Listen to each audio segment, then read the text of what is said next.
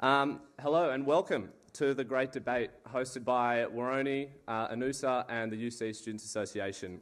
Hello as well to all those watching at home, which is not something we get to say very often at Woroni. We are live streaming, so if anyone's uncomfortable with that, please feel free to leave. Firstly, I'd like to acknowledge the Honourable people whose land we're meeting on and pay respects to their elders past and present. And some procedural things first. Please put your mobile phones on silent and then feel free to use them to live tweet on the hashtag #TheGreatDebate. We'll be having statements from some of our speakers first, so they'll put forward their positions, and then we'll enter a Q&A style debate. That's when the audience, both online and here, will get to ask the questions. And please don't do so before. Save your questions for then. Please don't disrupt proceedings, as you will be asked to leave. So the 2014 budget handed down by the government outlined the biggest changes to higher education in decades, including, but not limited to, the lowering of the threshold for help debt repayment, the extension of Commonwealth-supported places to private colleges and TAFEs, and a reduction in funding to universities, charging real interest on help debt capped at 6%, and of course the full deregulation of university fees. Since they were announced, there's been a lot of discussion not only about the nature of the changes themselves, but when they'll be taking effect and whether they constitute broken promises, and also if they'll make it through a Senate that is going to be very difficult to navigate for the government. So I'll now introduce our panel. First speaking is Professor Stephen Parker, the Vice-Chancellor of the University of Canberra, who has been at one end of the spectrum, anti-deregulation, and a very vocal person there. Professor Ian Young, the Vice-Chancellor of the ANU, and also the Chair of the Group of 8, who has been at the other end of the spectrum, a very vocal proponent of fee deregulation. Then we have Senator Kate Lundy, Labor Senator for the ACT, a former Minister of the Labor government, whose party has been highly critical of these changes. Then we have Senator Seselja, the Liberal Senator for the ACT, and I imagine he supports his government's budget. Then we have Professor Bruce Chapman, the architect of the HEX system, a Professor of Public Policy at the ANU, and the Director of Policy Impact at the ANU's Crawford School. We also have Professor Phil Lewis, economist from the University of Canberra, and we have Tom Wilson, President of the ANU Students Association. So it's a big panel, and I'm sure everyone has some fantastic things to say. So if I might ask Professor Stephen Parker to come and make his statement first.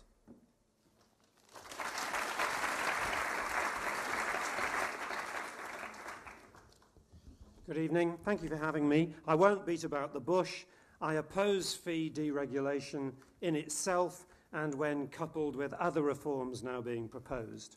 On average, universities will need to increase student contributions by about 30% from where they are now, just to compensate for the Commonwealth reductions to course costs, that is, just to stand still. So expect a 30% increase anyway. But on top of that, the only upper limit to student contributions will be the international student fee level.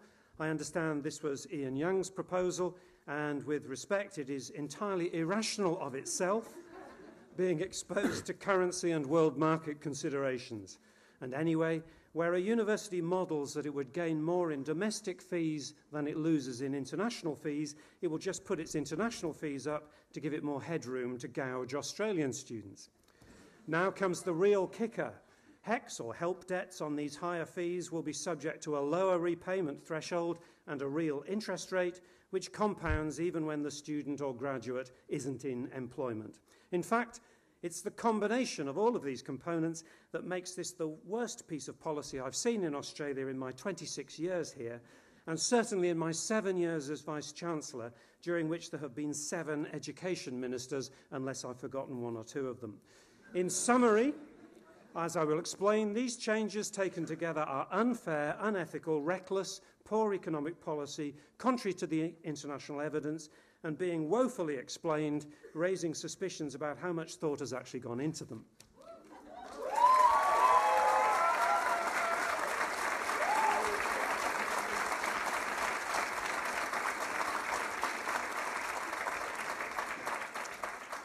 First, they are unfair generally because of the level of indebtedness all students might now face, but particularly unfair on the disadvantaged, on women, and on those who take career breaks or go overseas.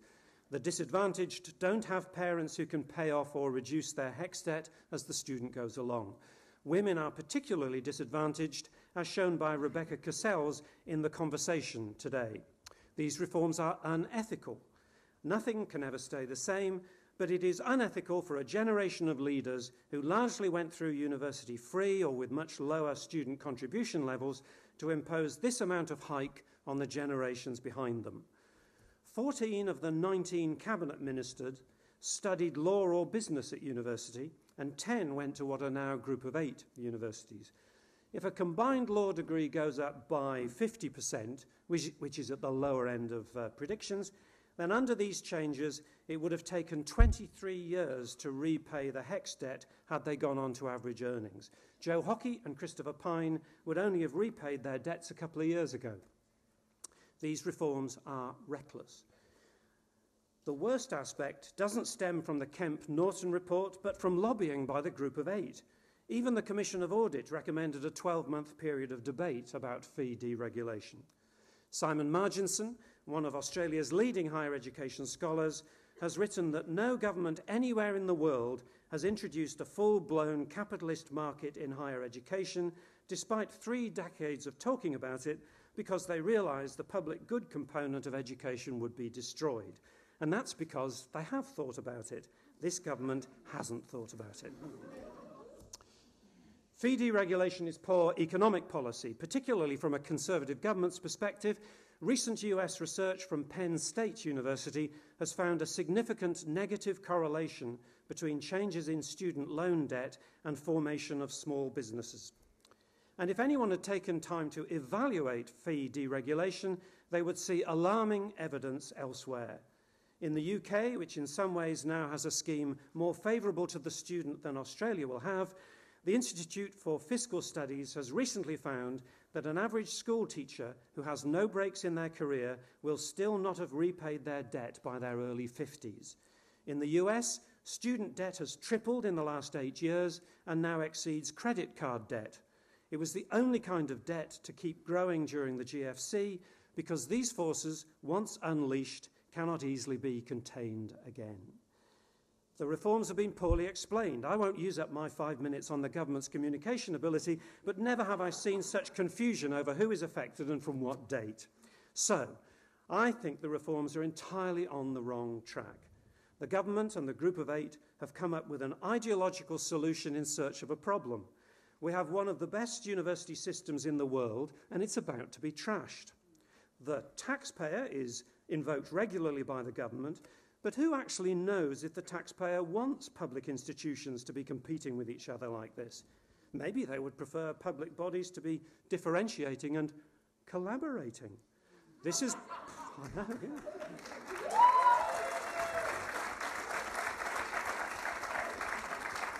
This has been the experience in Germany, where the government announced this year it would abolish tuition fees. The reforms are on the wrong track, because higher education is an investment in the economy, not a cost to it. And they're on the wrong track because research should not be funded by students. If you want to engage in an arms race with the US and China over top-ranked universities, which this government seems to want, then simply merge the Group of 8 into a single powerhouse institution that would shoot into the top 20. You could call it the Australian National University.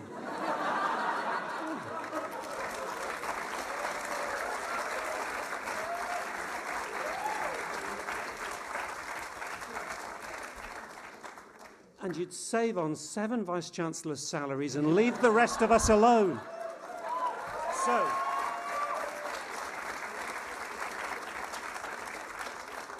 I end with a challenge.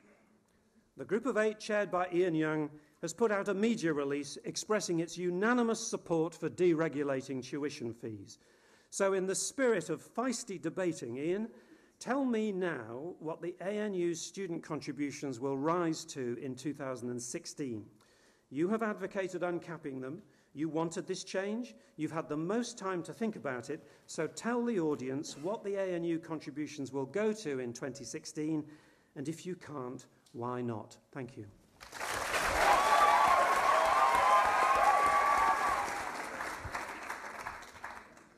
Thanks, Fergus. I suspect I might have a tough gig here.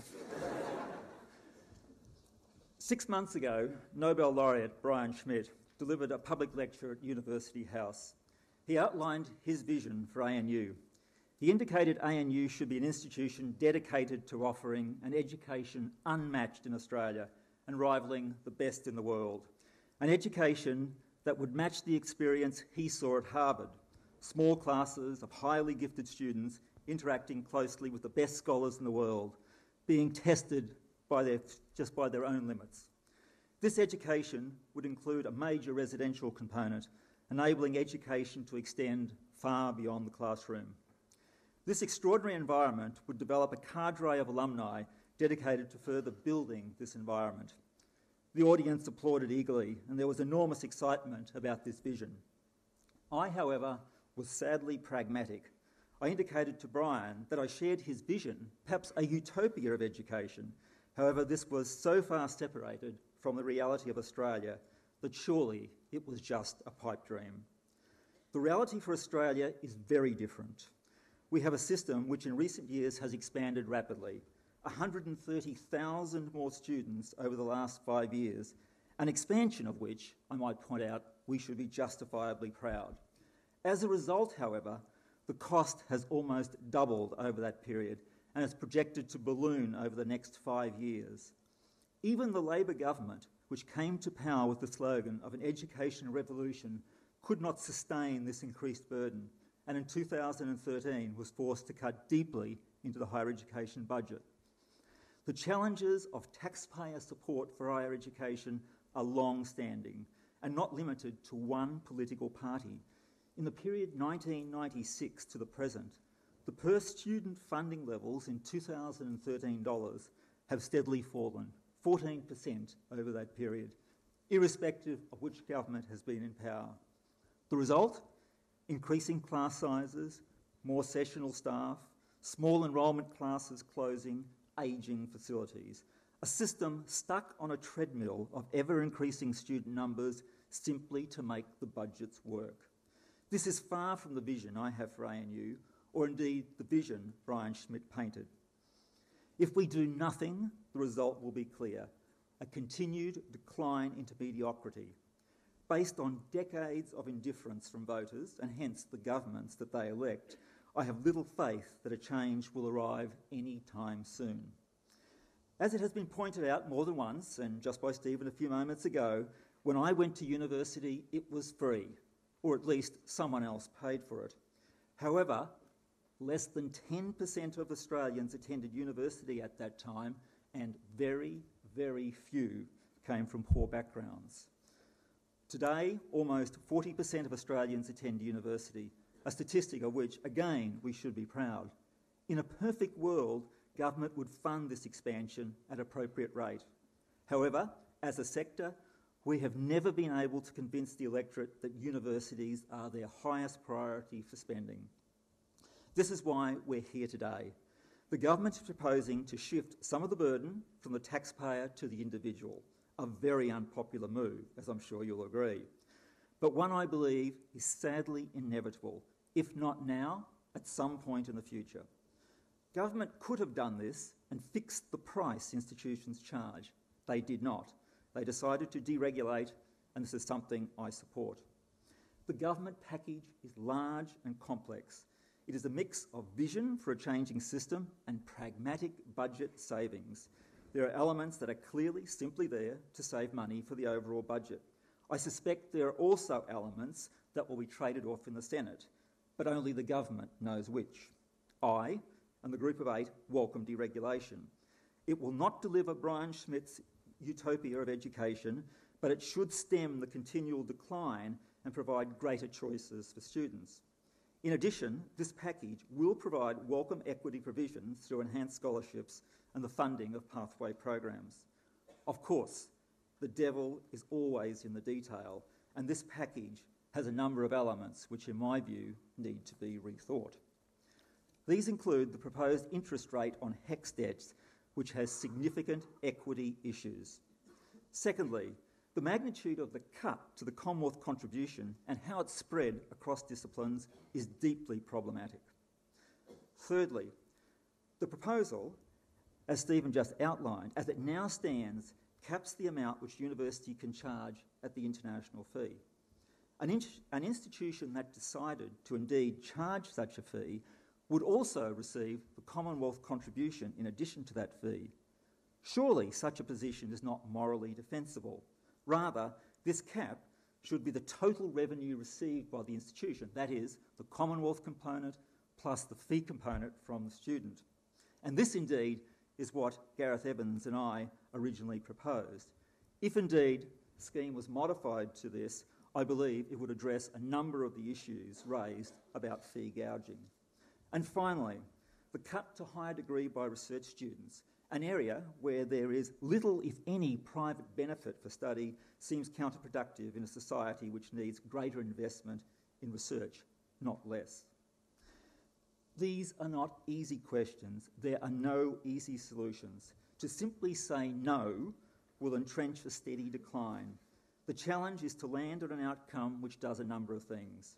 Gets the appropriate balance between public and private contribution, enables Australia to develop a system with real diversity and choice for students, which ensures that entry and success at university is limited only by ability and not one's socio-economic background, and develops a higher education system which can build the social capital and research excellence required for a prosperous and socially just nation. Addressing these issues are the challenges that we and this country face today. Thank you.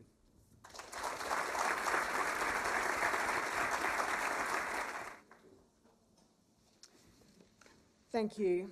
The Australian Labor Party is the party of universal education. We believe that everyone should have the opportunity to receive a higher education and that the system should be fair, pursue excellence and help secure the future of the nation by ensuring as many people have access as possible. It's your brain, not your wallet, that should determine both your potential and your opportunity. And that's why we'll be doing all we can to stop this government's attack on higher education, including opposing the legislation when it comes to the Senate. Let me turn to Labor's record. It was in 1973, under Gough Whitlam and the Labor government, that university education was put within reach of ordinary Australians. It was made free. We've heard a little bit tonight about the generation that's benefited from that. When the Hawke government sought to move higher education to a mass system so that many more Australians could attain a degree, we kept it affordable and capped HECS and set HECS at $1,800 for a full degree. Over the Rudd-Gillard government, Labor's support for higher education saw 190,000 additional students in our universities. We had targets to increase the number of Australians from a disadvantaged background to get a higher education. The government has abandoned these targets and will make it more difficult for people to get there. And this government has always had a different agenda. And in 1996, under John Howard, they increased the cost of HECS by an average of 40% and allowed wealthy, full fee-paying students to jump the queue. Then in 2005, the Howard government's own fee deregulation saw universities able to charge another 25% in fees. In 2007, they rebranded HECS as Commonwealth-supported places, which meant students could only undertake a maximum of 7 years full-time study under HECS. Make no mistake about this, when you hear the words fee deregulation again, it is not some kind of red tape reduction, and it's not about reform. What it is about is this government making savage cuts to education and introducing new costs, a new tax, in the form of interest on loans. And both of these are based on lies and broken promises if you go back to the actual promise That was made at the last election. I'd be fascinated to know how many among you would have still voted Liberal if you had known that this was going to happen. The lie that Tony Abbott has stated leading up to last year's election was this, that they would ensure, and I quote, ensure the continuation of the current arrangements of university funding. On average, there'll be an approximate 33% cut to funding for universities. I won't go into the detail because I think some of the other speakers have already covered it, but it will cut the government's contribution from 60 to 40%, and at no point could this be considered the continuation of current arrangements for university funding. But this isn't the only thing. As you've heard, under the government, Commonwealth funding will be cut in perpetuity by linking its indexation to CPI rather than the Higher Education Grant Index, and this means the funding will be less every year than it would have been without even the cuts. So aside from being based on broken promises, these cuts are also fundamentally inequitable. As a result, university fees will have to rise, we've heard, around 30% just to cover the cuts the government's making, and some universities, like Sydney and Melbourne, estimate that the course fees may rise up to 60% just to cover those cuts. In addition, the government will introduce a new tax on people with HECS help debts, further decreasing their ability to pay them off. And what's even more appalling is that this tax will be charged to existing students who took out loans under the condition that there was no interest on them and that they are only indexed to reflect their present value. This is a fundamental breach of faith. This form of interest will see students paying up to 6% compound interest on their debts. This will hurt students, but it will hurt most those who take breaks from employment and to change future careers or to have children. And unsurprisingly, it's women and those who are on low incomes that will be most affected. Now, I know as a distraction to all of these cuts, the government will try and attack our record. I'd like to set a few things straight. The truth is that under the previous Labor government, we doubled our funding for universities. And as I said before, by 2012, an additional 190 students were able to access higher education because of our reforms. We know, I'd like to challenge Professor Young's statement, our statement before the last election where we would wind back the increases. Universities didn't get a massive cut under Labor leading up to the last election. We had a reduction in the growth of the funding that we were giving them, and we were doing it because we were underpinning the Gonski reforms. Well, we've walked away from that because this government has walked away from the Gonski reforms. Another broken promise. They said they would match us on our commitment to education in this country, and they have walked away from that. Finally, I'd like to say that, here in Canberra, we have an extraordinary community. We are extremely privileged in many respects, and we have some 38,000 people studying here in Canberra. Well, these changes will hurt this city and this region. And I'm one of those people that never got anywhere near a university. I left school when I was 16. I'm incredibly proud of it. And I know not every young person is going to even aspire to go to university. But I will not stand here as your representative and allow our university system to turn into one where your wallet determines your opportunity. Thank you.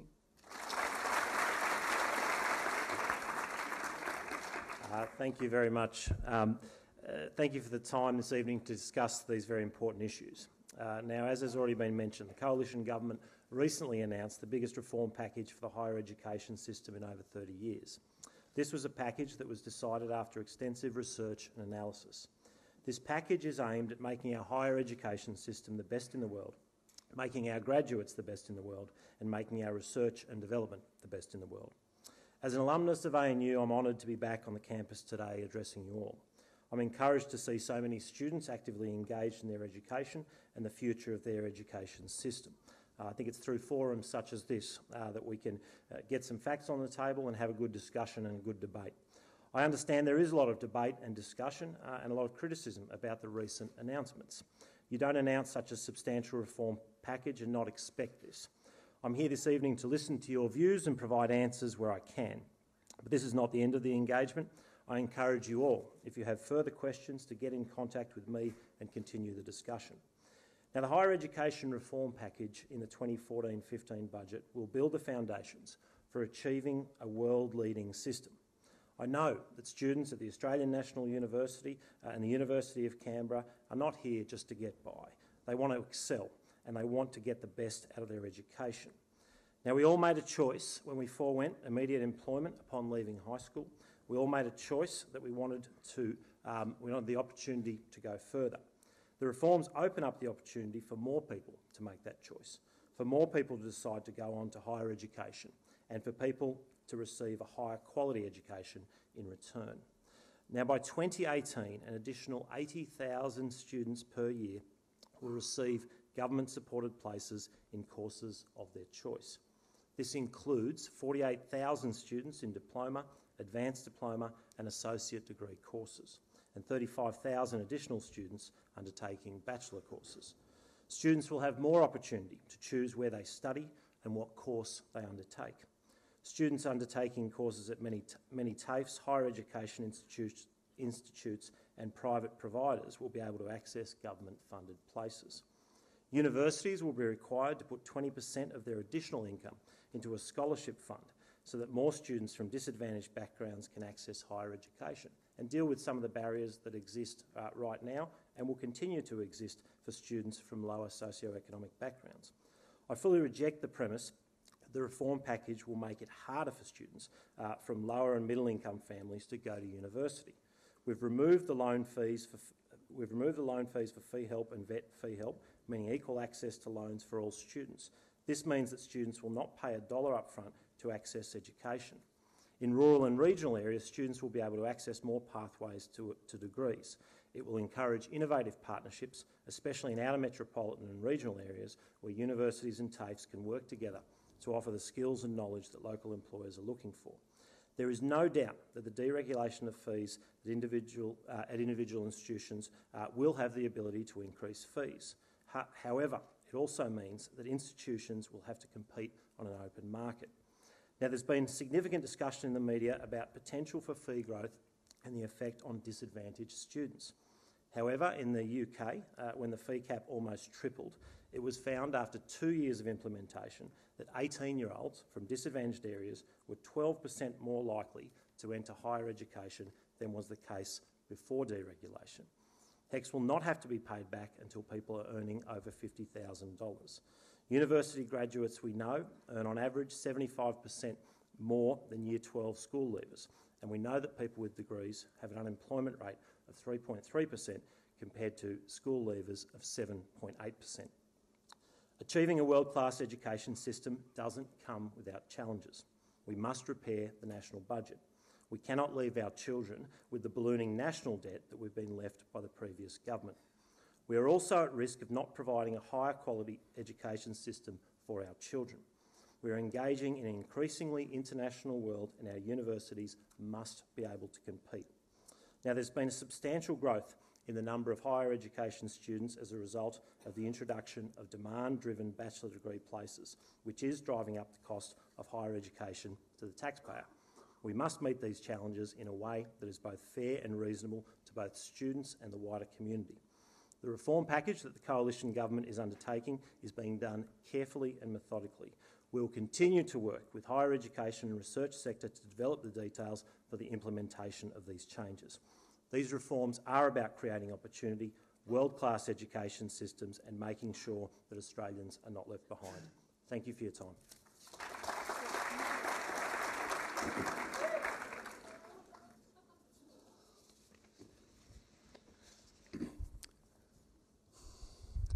The Australian higher education sector is at a crossroads. Funding for university has been consistently dropping for decades. The federal budget answered this plea with a Faustian twist. More funding for universities, money for equity scholarships and extending HECS helps system to sub-degree places have been welcomed. However, it's come at an extreme cost. Students are going to be paying more than ever before. They're going to be paying more of the cost of their education than ever before. They're going to be paying more than ever before for the privilege of a loan, and they're going to have to start paying it back when they earn less. Fee deregulation has come hand in hand with this attack on higher education funding. Arguments for students contributing to get a higher quality education have morphed into arguments against why they receive that much support in the first place. Arguments about how graduates benefit are at best myopic and at worst very, very cynical. My answer to this challenge is that the merit of higher education is reflected in our ANU's own history as a national institution with responsibilities to the international, the national and the ACT and its surrounding areas. It's the idea that pursuing education isn't a selfish pursuit, but rather it's one that allows us to better serve our community. While a few of the other panellists have spoken about specific changes with the federal budget, and I agree with most, if not all, of the criticisms, I'd like to talk about fee deregulation and how it relates to ANU. Fee deregulation has just been extolled about the solution to how to offer high-quality education to anyone who wishes that's not limited by something of funding. However, I believe that fee deregulation has a significant risk of doing the exact opposite. The first instinctive question is, will increased costs stop people from attending university? And while history has shown that increases in student enrolment under the HECS Help scheme has not significantly affected enrolment in universities, we've never seen a change of this magnitude. Modelling from the NTU suggests that a cost of a law degree could increase by as much as 150% to $125,000. So much for not having a degree over $100,000. We also need to consider how this system will affect what students choose to study and where they choose to study. Research has shown that students who face higher debt tend to choose their study in order to pursue higher paying careers. We could see a future of students sacrificing studying what they love or what they think will best contribute to the community in order to pay off their student debt. Of course, there's been issues raised about equity. ANU is already a leader in inequity. We have the lowest participation by low socioeconomic status students. We have the fewest students who are first from their family to attend university, and we have the highest median ATAR, a metric that measures wealth just as well as it measures merit. How will this already underrepresented group at ANU fare under this proposed system? I can tell you it's not going to be good. Research shows that low socioeconomic students have been shown to be averse to taking on debt, and with the group of 8 fees shooting through the roof, along with their admission scores, these students will simply not even consider attending the ANU, instead choosing to go elsewhere. Speaking to Ian Young last week, we were told about the new diversity of educational institutions, how we'll have the group of 8 as a research-intensive university and other groups of universities, such as those focused on social outreach. Social outreach universities will exist as one of the places that less privileged students will be able to attend, with significantly less funding and opportunities for those who do attend, proof of a structural reinforcement of classism. The scholarships are a fig leaf offering. Published modelling suggests that 6 of the students who will be able to get by on these new scholarship measures, a number that wouldn't even cover the disadvantaged students, and a far cry from the 70% of students at Harvard who receive some form of aid, what we've been holding up as the gold standard. Additionally, there's issues such as bias of merit scholarships towards wealthier students and flaws in the postcode system to determine equity scholarships. At least with the information on hand, scholarships are not the answer. So, even if we look past these issues, will letting universities into the free market truly ensure a world-class education? A Harvard study, Higher Education, found that students are attracted by the prestige of Harvard rather than the teaching quality, which was in fact found to be poor. So while rankings continue to be dominated by objective aspects such as number of research citations, quality of teaching seems difficult to quantify and to compare, making it very difficult to compete on these things. So we ask, how will the ANU show to its students that they are getting real value for money? Universities will also be tempted and incentivised to deviate from using increased fees to go directly towards improving the educational experience of the student. In fact, significant funding may be poured into other aspects, such as recruiting students to pay fees. A poll of US college admission directors found that 35% of them said their main priority was recruiting full fee-paying students who will not receive financial aid. Universities will be incentivised to pour money into and compete on easily marketable aspects, such as having stadiums or buildings, rather than what the quality of their education is. Overall, the proposal of fee deregulation is troubling and ridiculous, with questionable benefits and significant risks. For some aspects, we're told to look towards the US, hardly a bastion of healthy and accessible education system. But for other aspects, we're told we're entering uncharted territories.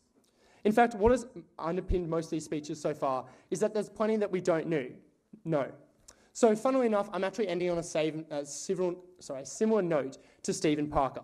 When I asked Christopher Pine, when I asked Professor Young about whether they would present models on what university fees will be, how they will respond, and how much they will be with scholarships, they declined. We've been told time and time again that we're facing the biggest overhaul in decades to university education that threatens people's access to high-quality knowledge. And it seems ironic that we are denied knowledge to even make a decision on the matter. Students, staff, and the community have been asked to join in the debate about the proposed changes to higher education, but we have simply not been properly equipped. I welcome this event tonight and suggestions of forums in the future, but I want to finish by saying that this is not enough.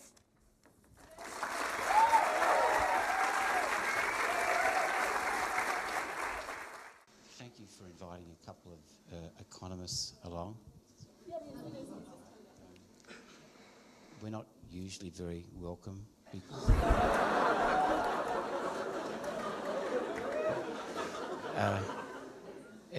It's because we're so miserable. Really.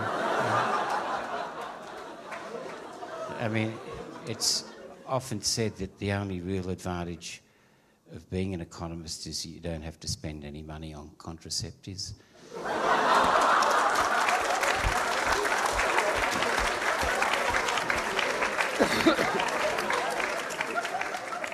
And of course the reason is our personalities are just so horrible that the opportunity just never really arises.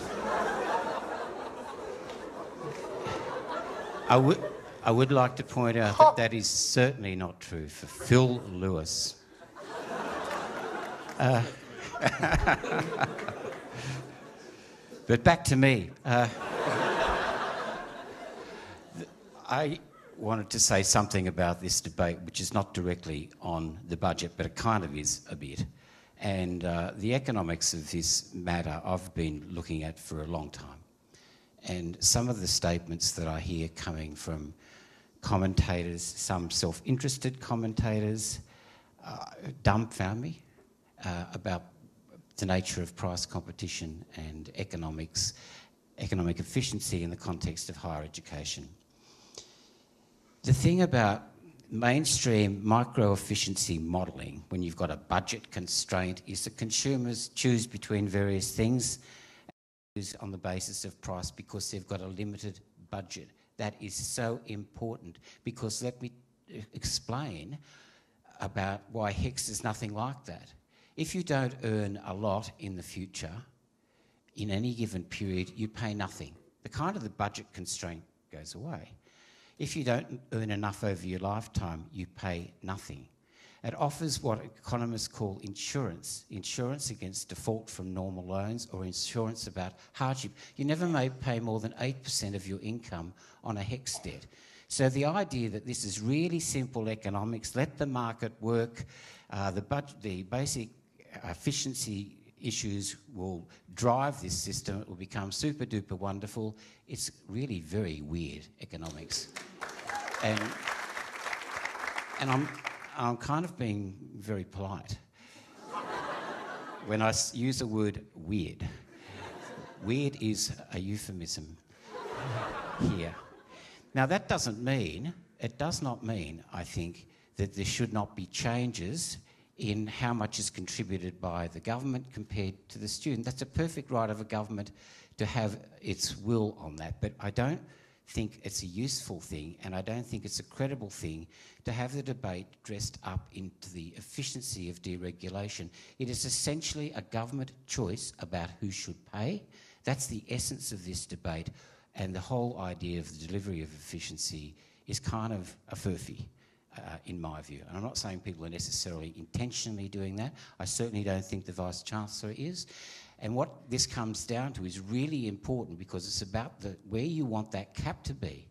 Where that cap is extremely critical to me in this whole debate, because if the cap is really, really high, and let me give you a really, really high one, international student fees, and in the presence of taxpayer subsidies, it can end up being the situation that institutions with a lot of market power and with a HECS debt, a HECS collected debt with insurance capacity, that can be in a situation that leads to students potentially being charged more than the cost of the service, more than the cost of the teaching. And this is a really weird thing for any economist to say, but I think it's about ethics. And I've found myself quite surprised, feeling about a little bit of indignation about the potential for total free markets in a world where the government has a monopoly called the Australian Tax Office, which offers important insurance benefits and then delivers market power to institutions who will probably be forced to use it, not necessarily now, but down the track, if the subsidies are withdrawn. I'm not predicting that they will be. So it's a very strange thing for an economist to say, you know what this is all about? It's an ethical issue with respect to the use of a government monopoly which offers great protection. That doesn't mean this budget is wrong. It means we have to be really careful about talking about free markets and where that cap actually lies. The idea that the institutions will go up to the cap or near the cap is not just mine in theory from the nature of what HECS is as a student loan mechanism, but it's there in the data. In the United Kingdom, which has got a HECS type system, the government allowed the institutions to go from £3,000 per full-time student year to £9,000 per full-time student year. 95% of them did it straight away. And why did that happen? Because they knew that this is not a real binding budget constraint. And here's the other point. The students really don't have an option. What are you going to do? You're going to say, well, I didn't really want to go to university, that thing I've been interested in, and this is actually true for most people. University is not a decision made at age 18. 12-year-olds kind of know if they do or do not want to go to university, even if they're not sure what it is. So that's why the price response in the UK was really tiny. And that's why I think in the environment which we have now, the prices predicted will be much higher than the 30% record needed for the pure compensation of taking away the government outlays and taking into account the new indexation rules. Over time, my view is that it will go significantly higher than that, and quite close to the international student fees. Whether or not you support that or not, I think is about your view of the equity of the system. I just want to make it clear that the evidence is very strongly consistent with that. Oh. Quickly, just one quick point, which, well, you wouldn't let me talk, so I'm going to talk. So, if I can't have 5 minutes formally, let me take 7 informally. But don't worry about Phil, he's not nasty like me. The interest rate issue is really important. When HECS was designed, it was a feature that there would be a real interest subsidy. Why was that there? It's for equity. 30% of people do not graduate and they do not, as a result, get good jobs. A lot of people, particularly women, will spend time out of the labour force child rearing, or people will have accidents and have bad luck and end up in poor jobs. The interest rate subsidy is there for protection. When you think HECS, you've got to think about insurance all the time. That's what it is. It insures you against bad luck. Once you put a real interest rate on that, that's gone. And the most inequitable part, and I think one that really needs attention, is that interest rate regime above and beyond the issues of price deregulation. Thank you.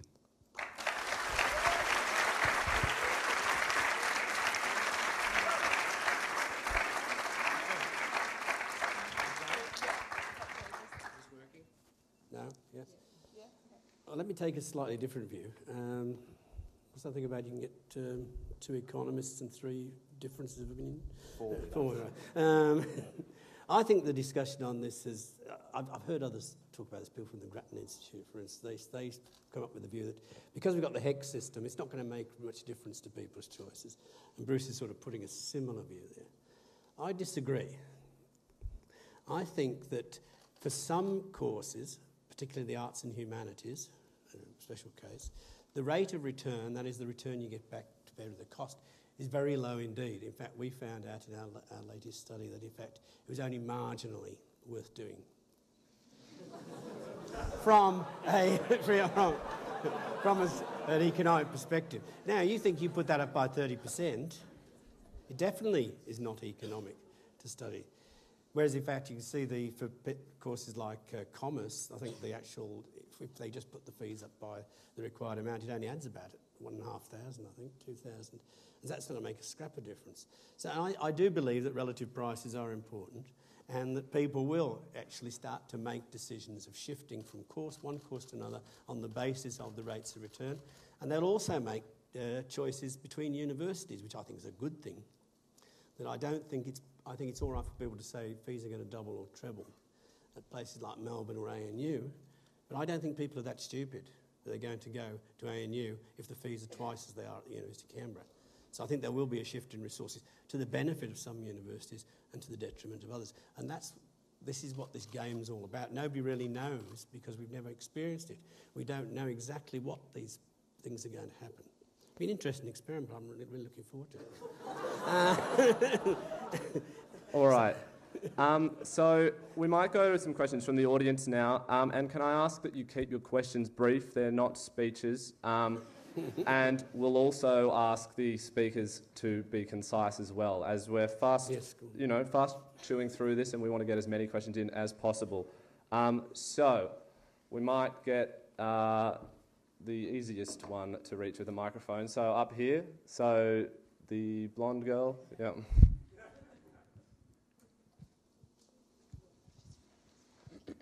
Hi, and if you could also state your name and who your question is to. Oh, okay. Hi, my name's Amy Constable, and my question is directed to Vice-Chancellor Ian Young and Senator Seselja. Statements by the Vice-Chancellor suggested that deregulation will provide more scholarships to students from a low socioeconomic background. But the ANU website states that only students with ATARs of 90 or 95 are eligible for merit scholarships, and many equity scholarships rank eligible students according to their ATARs. In my hometown of Ballarat Secondary College had students receive an average subject score out of 50 of 23, with 1.7% of students receiving subject scores over 40. But at Ballarat and Clarendon College, the private school, the average subject score was 36, with 26% of students receiving over 40 for their subject scores, suggesting that a parent's income and their postcode is key to a higher ATAR. Deregulation of fees will see introduction of more ATAR-based scholarships that an overwhelming majority of low socioeconomic students will not be able to have any access to, and HECS debts may represent 3 or 4 years of their parents' disposable income. The Vice-Chancellor of Melbourne Uni today has described deregulation as a social experiment with low socioeconomic students. Can you clarify how deregulation will increase accessibility to institutions such as ANU and Group of 8 universities for students with low socioeconomic backgrounds?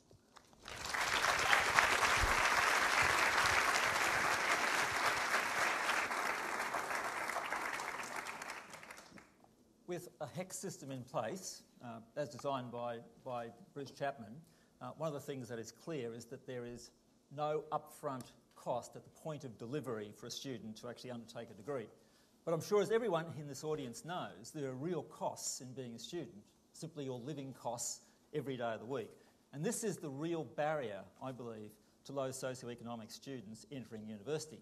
And it's particularly the case at ANU, where such a large percentage of our students need to move away from home to go to university.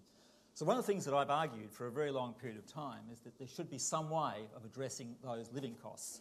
In the past, I've suggested that they should be able to be put on HECS.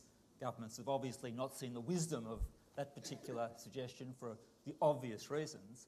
But if you can't do that, then my view is you need to do two things. You need to be able to provide funding for those students to be able to address those upfront costs.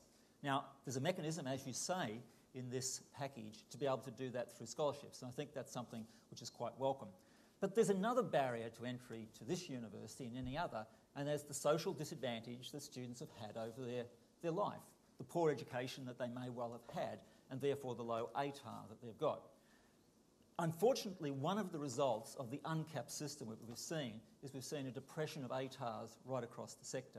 I don't think this is good for students who are relatively poorly prepared, maybe brilliantly gifted students, but are poorly prepared for university, and it's not a good thing for the universities themselves. How do you address that? You address that by providing pathways for those students. Right now, ANU has the highest median ATAR in Australia.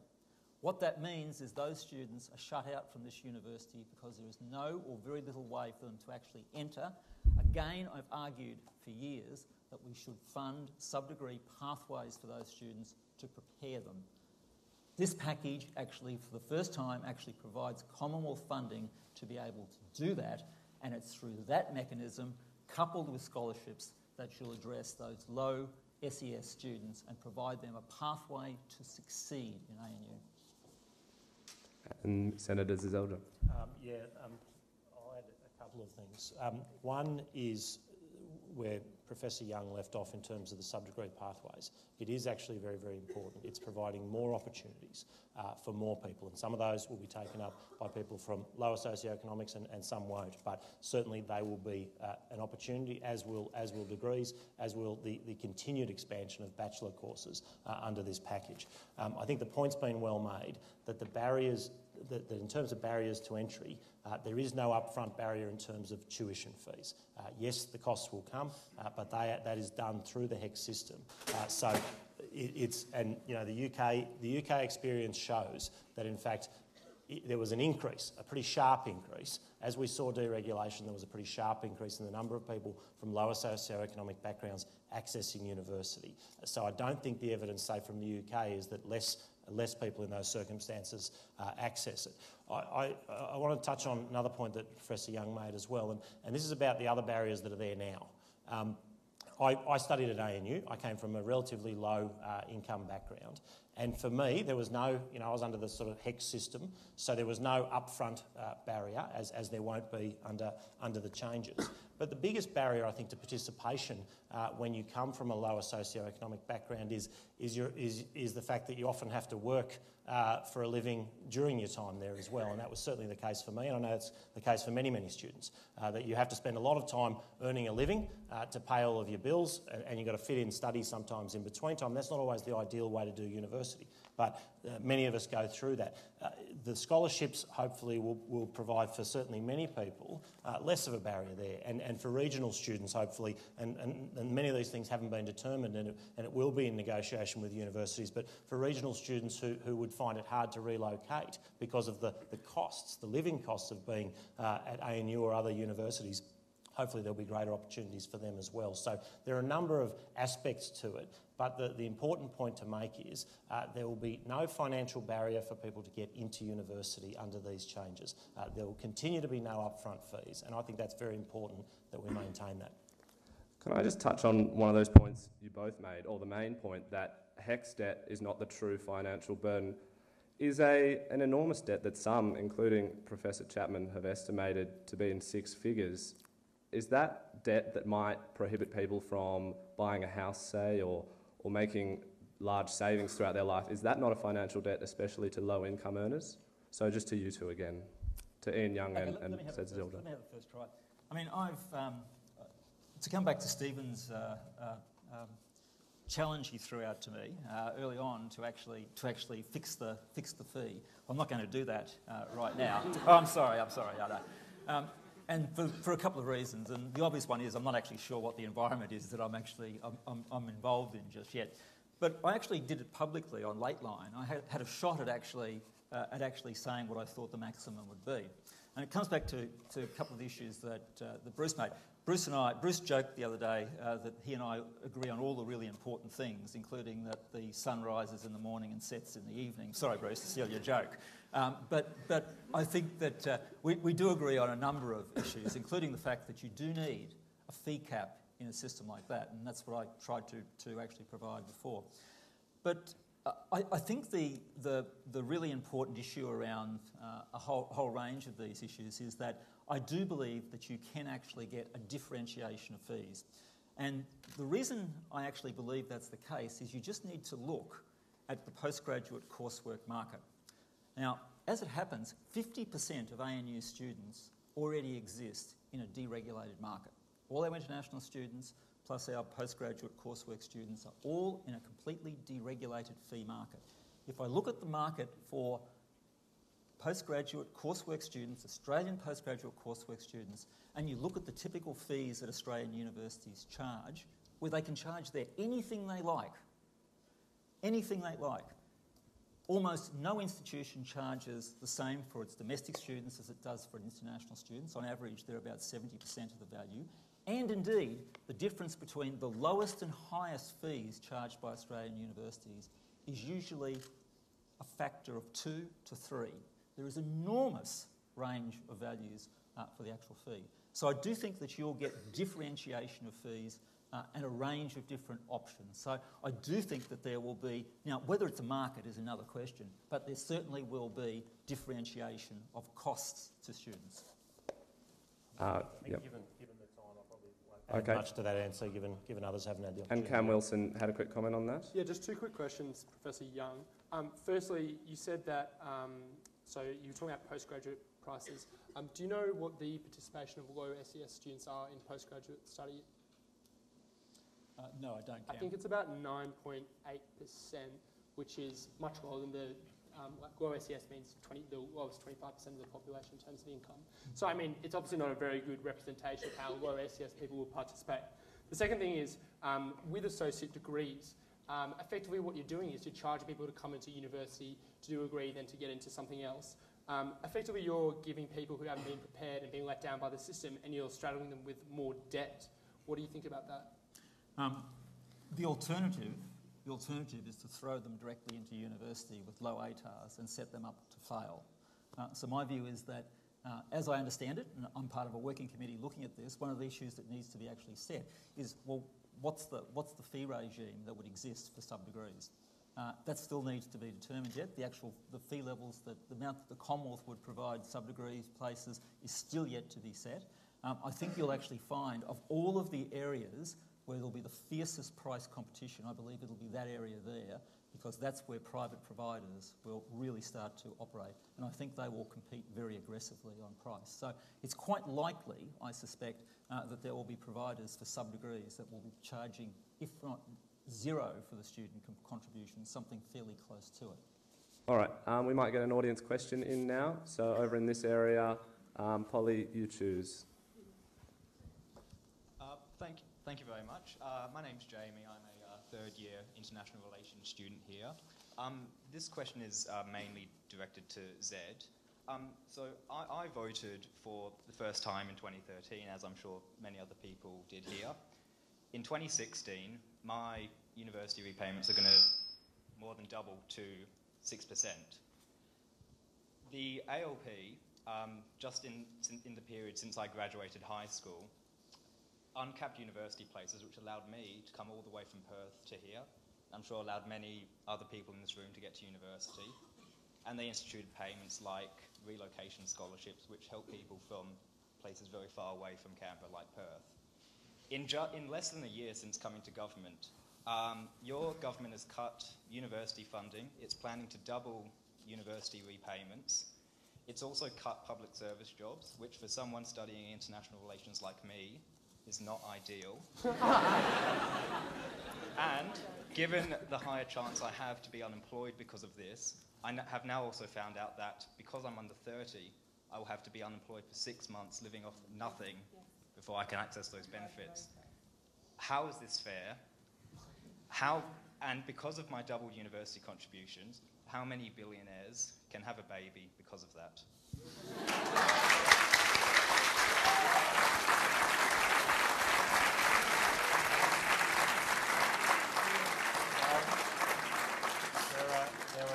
Number of parts to that question. Shall I call it, and I'll try and address each of them. The first thing I think you touched on was saying that the cost of repaying would double. Now I think we need to be clear on what we're talking about. What we have at the moment is indexation on CPI, which has been over the last decade or so somewhere between 2 and 3% on average, and what we'll have in the future under the changes would be the 10-year bond rate, the government bond rate. So that's the cost of government borrowing. So at the moment that's 3%. That's what it is at the moment. It could go up, it could go down, but the government bond rate will be what sets it. It's unlikely for most of that time to be 6%, though that is the maximum that it could be. So even if the government bond rate were to drift above that, it wouldn't go above 6%. So it's very unlikely that through the time of paying off your degree, you'd be paying 6%. You'd probably be paying significantly less than that for most of your repayments. You touched on a number of other things. You sort of talked about the fact that the ALP had done certain things, and I'll touch on them because that is part of the issue, and both the well-intentioned things and the less well-intentioned things are part of the legacy we have to deal with. So the well-intentioned things, which we agree with, is things like expanding the number of places in universities. And we have seen that and we'll continue to see that. But there is a cost that comes to the taxpayer as a result of that. And so that's one of the things we need to grapple with and one of the things these reforms grapple with. But at the same time, we've also inherited a lot of debt. So we have to deal with that as well. So if we're going to talk about what the previous government did, one of the things is we've got a challenge to deal with that. You can agree with that or not, but the reality is we have large debts and deficits that we have to deal with. So part of what we're dealing with is finding a way to ensure that we continue to have access so that people from Perth like yourself in future will continue to be able to have the opportunity to come and study at the ANU or Sydney University or University of Canberra or any host of other institutions. But we will be asking that you make a greater contribution to the cost of that degree.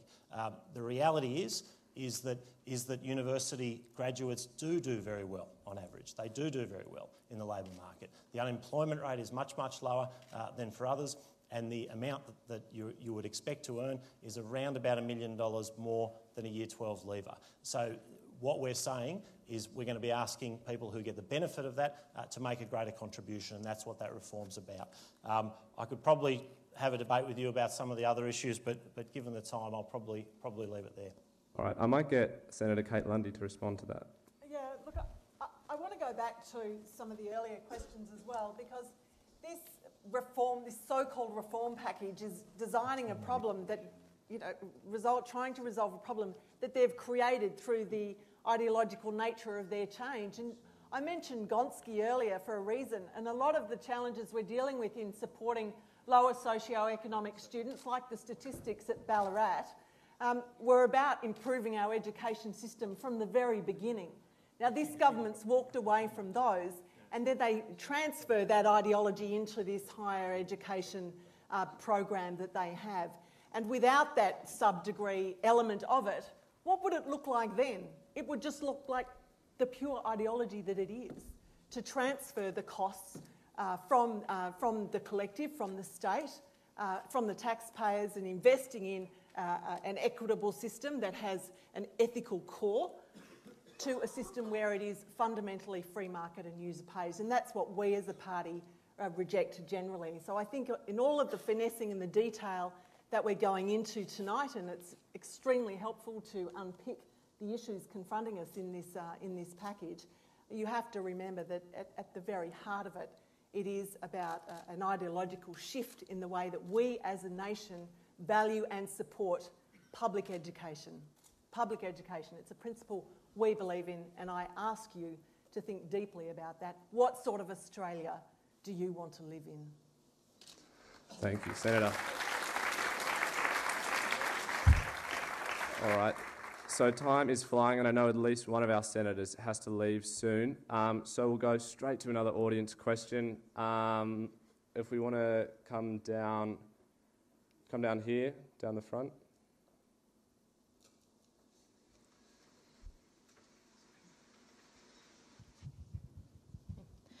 So I guess this is a bit of a longer term question, but Zed has just touched on this, and the government has continually cited the need to generate savings and reduce national debt as the key reason for cutting spending to the higher education sector, which has ultimately led to the suggestion of deregulation. So I'm curious, how is it anticipated that this model will in fact decrease debt when we are maintaining a loan scheme but increasing the dollar value of each loan, increasing the interest rate of each loan, and decreasing the threshold to repay these loans? Studies have also shown that this scheme will ultimately result in a decreased ability for students to repay their loans and leave many bad debt marks on the government's record. So I ask two questions. One, how can such a policy actually achieve the government's goal of decreasing national debt?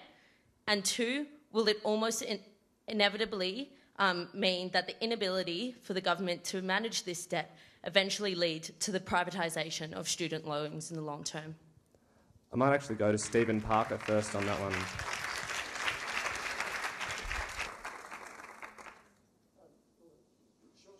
I don't know how it does that. I don't agree with it. I think there might be some different kinds of debts involved there. And national debt is not necessarily the same thing as what the government owes. But I think it will lead to extraordinary long-term levels of debt amongst students and amongst graduates and so on. And I think that's a terrible thing, irrespective of how much the government actually owes. And we might also ask Seselja. Sure. In terms of the second part of your question, no, I don't see any reason to go down that path. In terms of the first part of your question, how will it reduce debt? Well, obviously, when we're talking about government debt, by things like making a greater contribution, so having the cost of government borrowing as the indexation rather than inflation, obviously that brings some sustainability into the system in terms of the government's ability to fund these things. Remember also that the government is increasing the amount that we commit to higher education in the coming years. It goes from around 15 billion this year to around 18 billion in, I think, 2017. So we're continuing to make a contribution, but we're also asking that there be a greater contribution from many of those who benefit. Now, that also means that there is more money in the sector. That there is more money in the sector as a result of that. And, you know, Kate Lundy has sort of made out that it's just an ideological quest. But, you know, Andrew Leigh, when he was at the ANU as an economist, made this very argument about fee deregulation.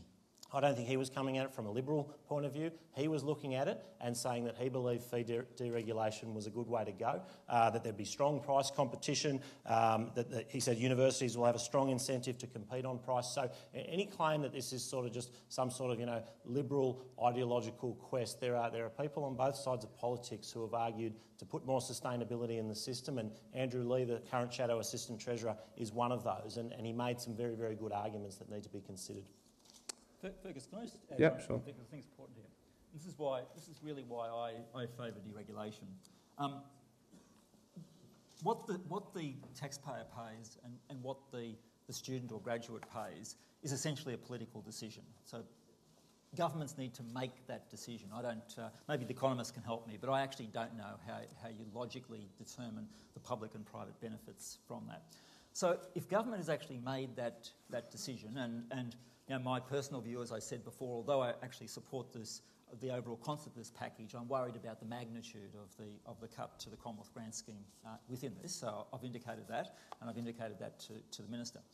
But if indeed you're going to do that, then there's a question of how do you do it? Do you do it the way they've done it in the UK, which is to actually set a fixed price cap? And we know that if you do that, what happens is everyone goes to that cap. And what that means is you end up with a higher education system very similar to what we've got now, which is that most of the institutions look very much the same. In my career, I've worked at 5 different universities in various roles. I've worked in a regional university, I've worked in a dual sector university, and I've worked in 3 GO8 universities. And people keep asking me, when I came to ANU, from Swinburne, people said, "Oh, how is ANU different?" And the reality is, it's different at the margins. But the DNA, the way the institution runs is essentially the same. And I actually think that's a disadvantage because we don't have a diversity of institutions. I would actually like to have an ANU that offers an education that you get at no other institution. It doesn't mean it's better than necessarily any other institution, but it's a different form of education to the ones that you will find at other universities. I believe you will only get that differentiation if indeed you have differentiation of price as well and an ability for institutions to be able to shape the future of their degrees. That's why I actually support deregulation. Cam Wilson, do you have a response to that? Yes. It's okay to say no. All right. No, I do. You do? So again, I mean, like one of the issues I raised in my speech is that this might be great for the ANU, questionable of that, and I kind of brought that up, but it will really create a class system in universities. We'll be seeing some universities who, through name value, in fact, they've made their name off taxpayer money, take advantage of what they have a monopoly over those high prestige brands, and in return, the rest of the universities that the rest of the population goes to, just like in the US, just don't cut the mustard. So, I mean, maybe there are some benefits, and I think we need more proof of that. But at the very least, that this is going to negatively affect, I think, the university system as a whole. All right.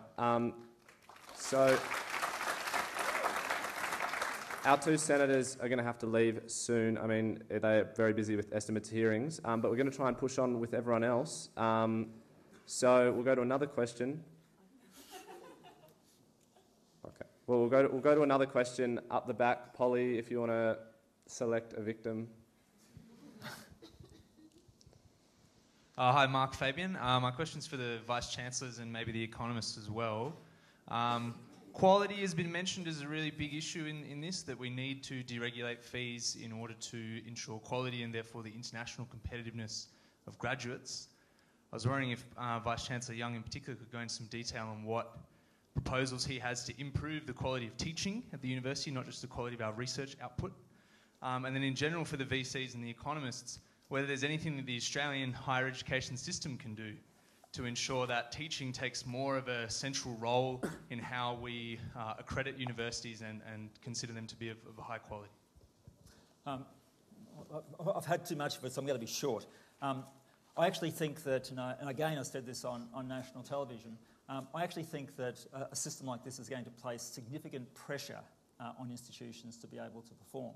The reality is right now there is actually very little pressure between institutions in terms of the quality of their teaching. I think in a system like this, where indeed students need to make a decision if they're going to pay X dollars here and Y dollars there, not only is it what they see as the employment outcomes at the end, I think they'll very much start to take a lot of notice of the quality of the education. So I think that there will be real onus on institutions to improve the quality of the education that they provide. I think you get that when you actually provide incentives for institutions to do that, whereas in the current system, the only incentive you've got is to be able to enrol as many students as you possibly can and push them into a lecture theatre. There is no incentive. In fact, there is a significant disincentive to actually take students and educate them in a small group because it financially is not to your advantage.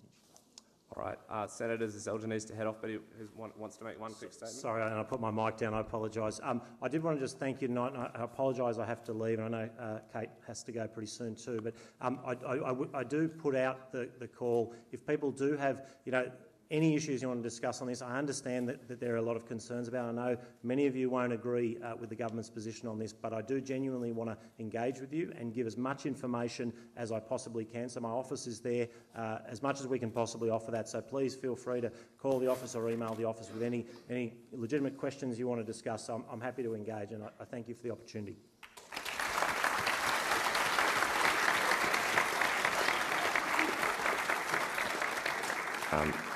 If that information is still in your head, I'd like to go to Stephen Parker. Yeah. Have you got a response? We already have a really high-quality university system. There have been a number of studies ranking university systems around the world. In every one of them, Australia's been in the top 10 and sometimes in the top 5 compared to our relative size of economy, which I think might be 13th, 14th, 15th in the world. We have a really high-quality system as it is. That's what's in jeopardy. But if the extra money is raised from students, do you seriously think it's going to go into teaching? It's going to go into research? And then going back to the very first question, these new scholarships are being funded by the fees of other students. So that it'll go into research, it'll go into scholarships for other students. I don't think one group of students should be paying for the access of another group of students. I think it's the government's responsibility.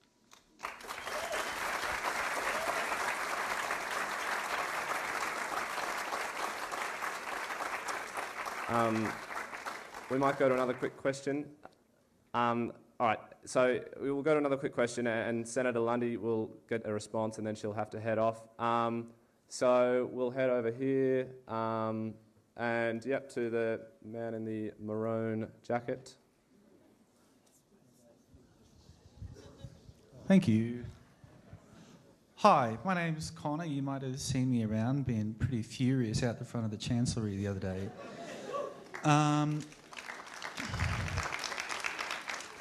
So I have a question for Vice-Chancellor Young, and Stephen Parker is invited to stick the knife in as well afterwards. Last week, the University of Western Sydney Council, on the same day, in fact, as the University Council meeting where they agreed to support fee deregulation, concerns notwithstanding, can the ANU not do the same, seeing as the effect on the ANU revenue stream-wise of not implementing fee increases will be much smaller? Do you think that the University Council and Chancellery at the University of Western Sydney are foolish for not implementing new fee increases? Is this proof that the undergrad fee increases at the ANU are designed not to address teaching quality but cross-subsidisation of research or the ANU's profligate expenditure on capital works? Or do you think that the University of Western Sydney simply needs less money because it's a university for proles?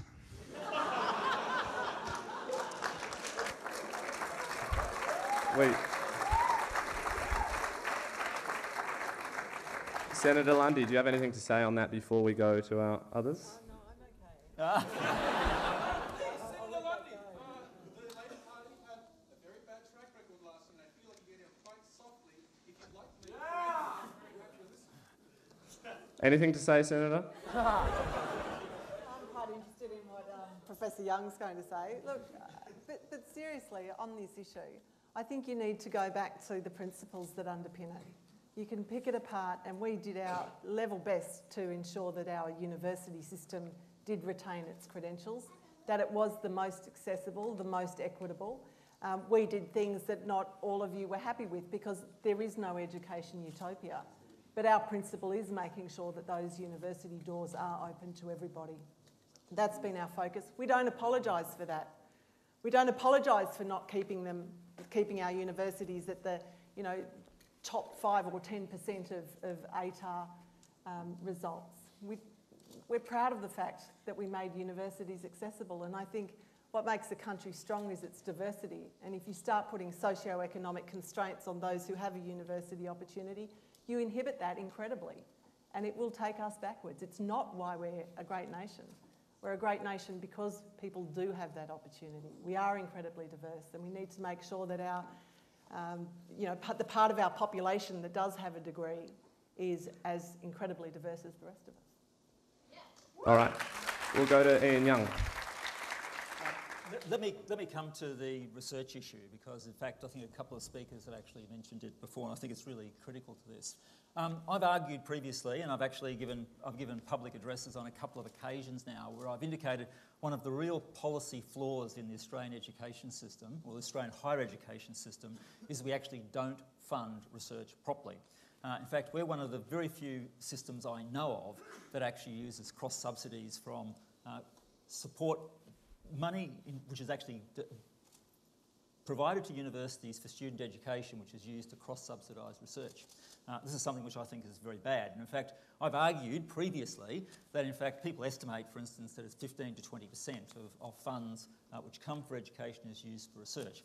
I've argued if that's the case, then what you should do is you should shave 15% off all of the contributions and actually distribute them on a research basis. Now, strangely enough, people said, of course you would say that because you're a Group of 8 university, but it comes directly to the issue that you're addressing. It's a flaw in our policy system. Having said that, one of the real advantages, I believe, in an ANU education, and one that we hope to build in the future, is that we should be able to, particularly in a new system, I hope, to be able to deliver on what we claim is a research-led education.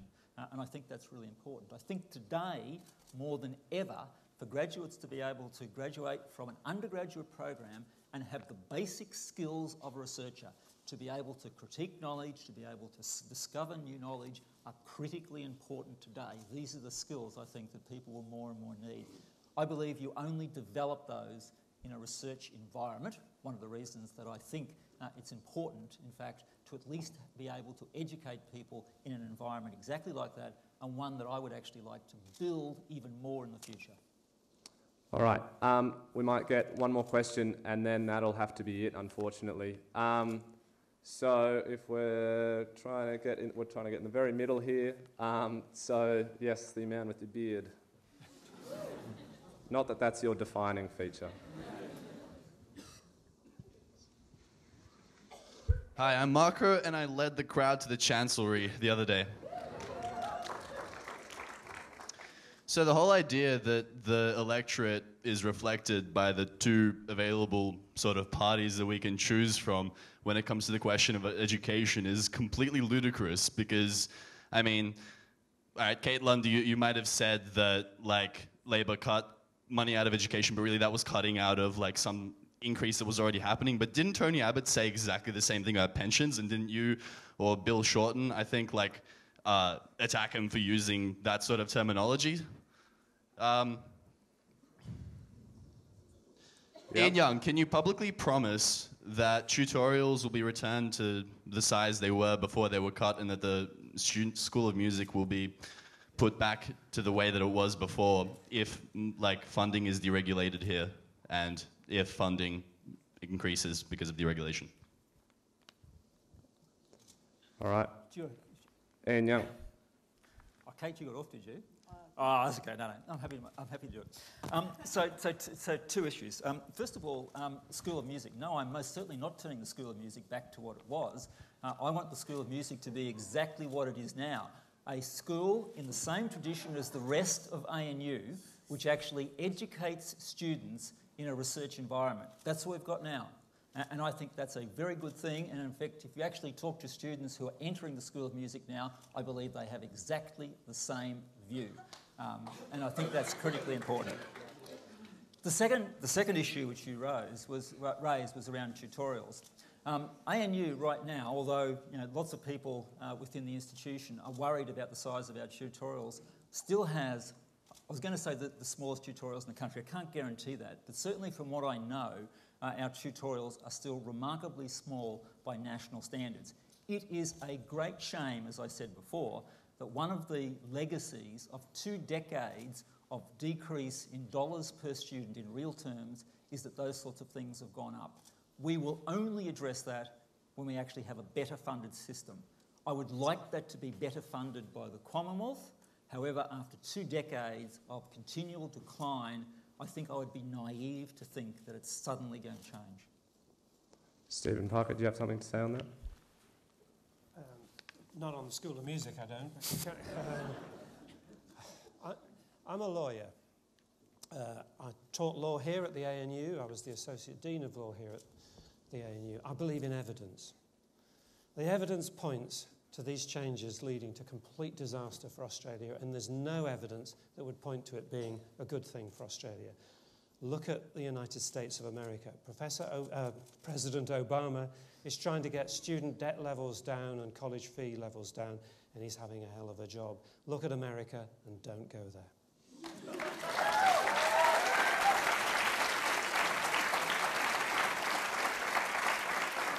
All right. And Senator Lundy? Well, one of the issues, of course, is our investment in higher education. We're incredibly proud of the indexation system that we did put in place. And yes, we were prepared to trade off some of those increases, but reinvest them in Gonski and education. So I don't think you can hold up the two issues as side by side, because ours was redirecting it into an education system that would build it from the bottom up, which served our principles of improving equity and access to our higher education system, because it strengthened our whole education system. So I think when you look at the principle of the matter, our credentials still are far stronger, even though leading up to the last election, we did make that adjustment to our overall package of increases in funding to universities. All right, I might try and round this off with a final statement from everyone. Bruce Chapman. Just 2 points. One is down the track thing to avoid, and I made this as a kind of an ethical issue, is that the contributions from students don't exceed what the education costs. I think it's that Stephen Parker's getting. They already do. In some cases, they might. I don't know about the detail on all of that, but I mean, one of the things that there was agreement of is that it is an unreasonable thing for students to cross-subsidise research and other activities of universities. And as Steve and I think the Vice-Chancellor of ANU agrees with that, and Stephen Parker does too. This is a role for government. So if there's caution in interpreting where we're going, it is not to get to that point, which I think is kind of a moral issue. That really matters. In terms of the detail of the budget, one of the contributions, intended contributions of HECS was about equity, and that came down to the real interest rate regime, and that is, it was subsidised. And it was subsidised there for a very good reason, to not disadvantage the people who don't do well out of the system. That is a big issue in the contemporary debate. Phil Lewis. Yeah, something that doesn't seem to have been raised tonight, I might have missed it, is that there's always been regarded as two aspects of education. One is the return, the economic return to the individual, okay? And we can measure that quite well. But there's also the idea, rightly or wrongly, that education has benefits to society as a whole.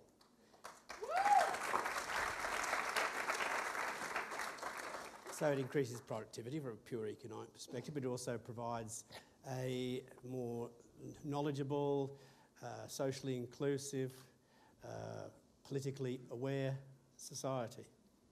And these are all things we think are worthwhile, and they're not going to go back to the student. The student shouldn't be expected to pay for all the externalities it gives the rest of the community. The community has to fund part of education. It really, if somebody wants to do something, the government really wants to do something, they'd actually finance some research to work out what the value of that is to society. And Cam Wilson. Cam. Oh, sure.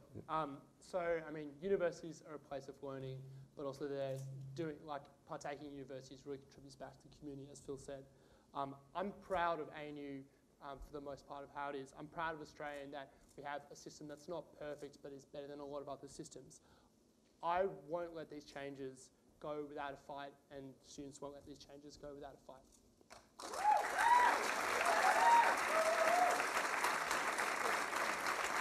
All right. Well, we've pushed the speakers longer than they had intended to stay. They may never return. So, one huge round of applause for all of our speakers tonight.